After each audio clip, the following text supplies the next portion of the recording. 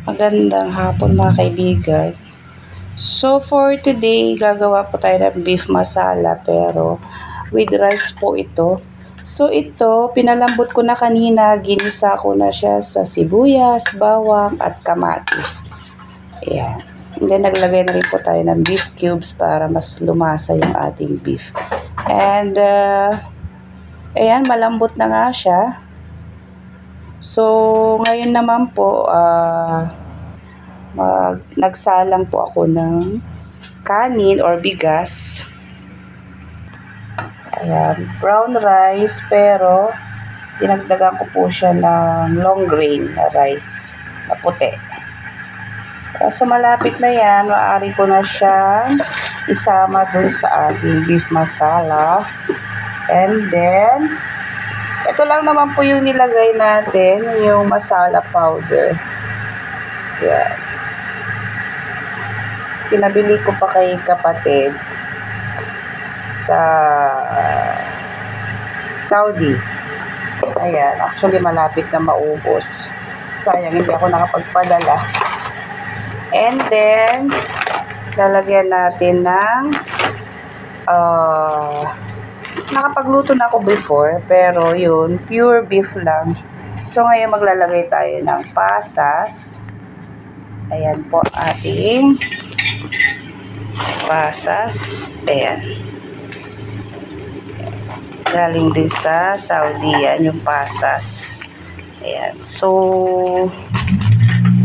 nakapagluto na ako noong nakaraan pero wala ako sa mood mag-video. Kaya, ngayon may time po tayo. Vinidyo ko na naman. Sayang. Content din yan. So, ayan ang ating pasas. And then, itong cashew nuts. Lalagyan natin. Pwede rin po yung mani. Ayan. Yung peanut na nabibili natin. Dito sa Pinas. Ayan. So, yan lang po idadagdag natin sa ating beef masala with rice. My own version. Kasi masarap ito. Medyo manamis-namis pagka may nilagyan natin ng pasas. Ayun. So, inaantay ko lang po na medyo umukay na yung ating rice and then idadagdag natin dito sa ating lalambot na baka. So, ilalagay ko na po yung ating kanin.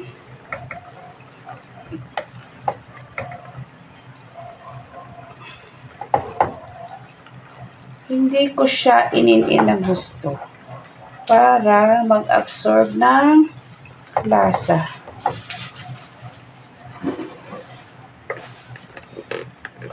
Ayan.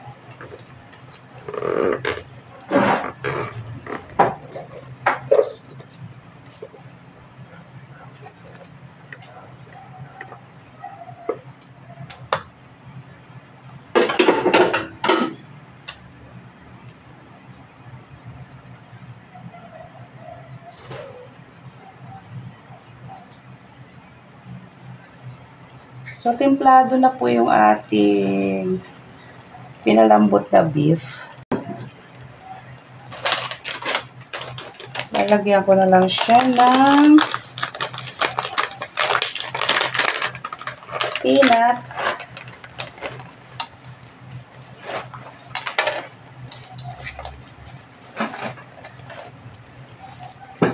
Gusto ko mas marami, kaya nilagay ko na lahat.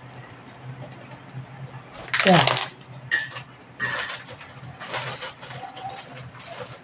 And then raisin. Ta-na-na-na-na-na.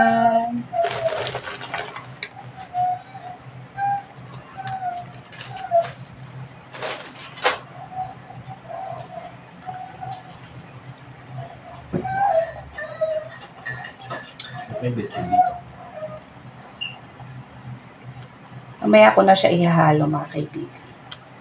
Ayan, so tatakpan ko para po mainin ng gusto yung rice. Ayan, so mamaya na lang po. So, ayan, i-check po natin kung pwede na natin haluin. Wow! So, ayan, hahaluin ko po ha. Para, uy. So, slow fire lang po yan.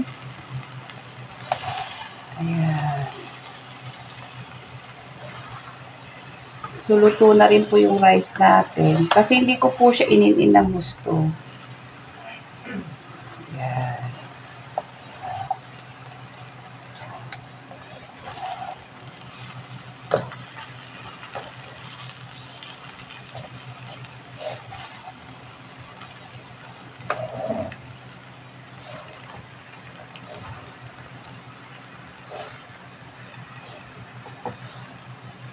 Ang bango.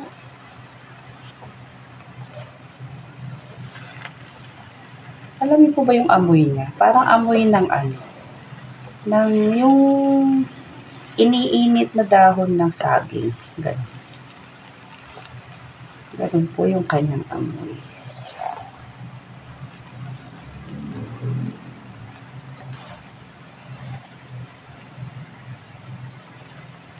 Sarap. So, halos nadudurog na po yung meat ng baka.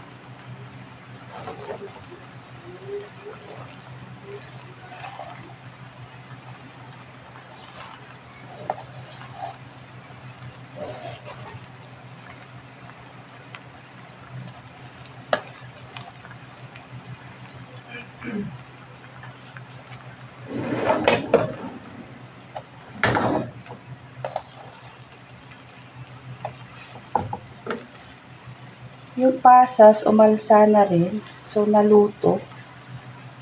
Uy, yummy.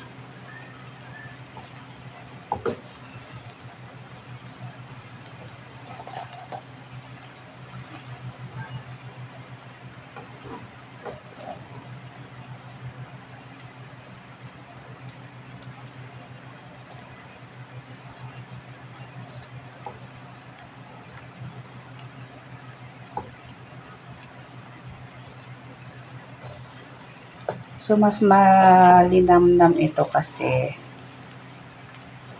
nilagyan natin ng pasas tsaka peanut.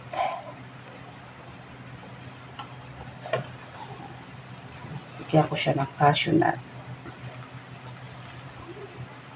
Ayun.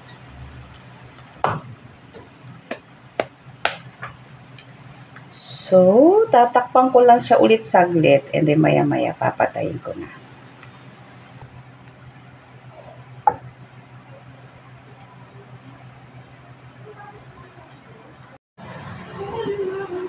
Ayun. So, ayan na po mga kaibigan. Ang ating menu for today. Ayan, beef masala with rice. At may pasas at cashew nuts. Ayan. Maraming salamat. Simpleng luto. Magkasama na yung ulam at kanin. Isang pagod lang. Ayan. Bye-bye na po. Maraming salamat.